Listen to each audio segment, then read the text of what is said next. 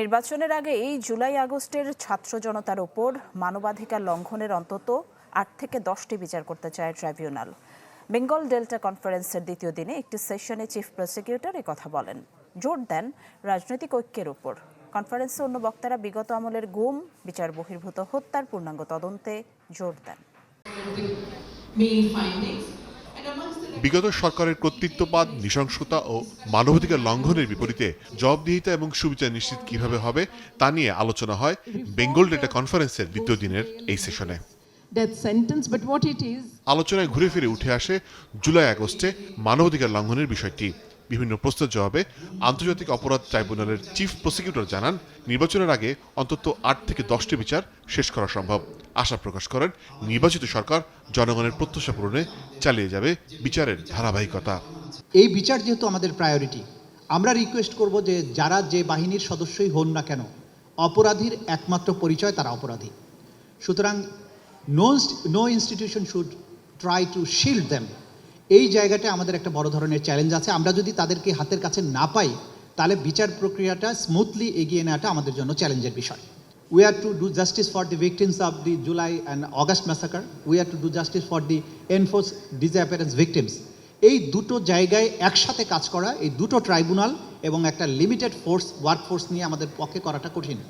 এখন পরবর্তী সরকার যারা আসবেন, রাজনীতিবিদদের যদি এই সুদৃঢ় ঐক্য এবং তাদের একটা জায়গায় ঐক্যমতে তারা না পৌঁছেন, যে সরকারি পরবর্তীতে ক্ষমতায় আসুক, they will carry on the trial process of the July-August incidents as well as the enforced disappearance cases. Otherwise, আমরা এই ফেব্রুয়ারির মধ্যে কয়টা ট্রায়াল শেষ করতে পারবো? কিন্তু আমরা সেই ক্ষেত্রে প্রায়োরিটাইজ করেছি যারা মেইন পারপিট্রেটর ছিলেন, যারা টপ কমান্ডার ছিলেন, যারা responsible for their command responsibility, আমরা will try them first.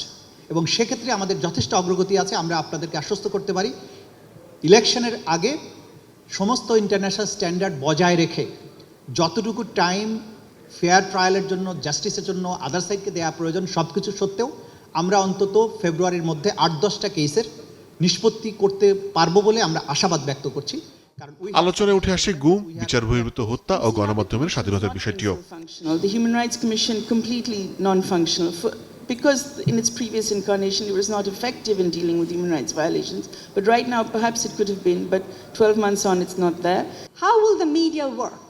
That's a big question, because the state has a conflict of interest when it comes to the media, unfortunately. The law is being manipulated now, as it was in the past, to hold journalists in prison.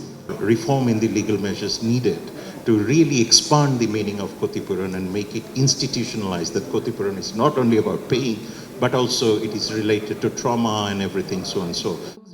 এই সেশনে ভুক্তভোগীদের নিরাপত্তার বিষয়ে বিশেষ জোর দেওয়া হয় বক্তাদের পক্ষ থেকে। মোর্শেদ হাসিব, চ্যানেল 24, ঢাকা।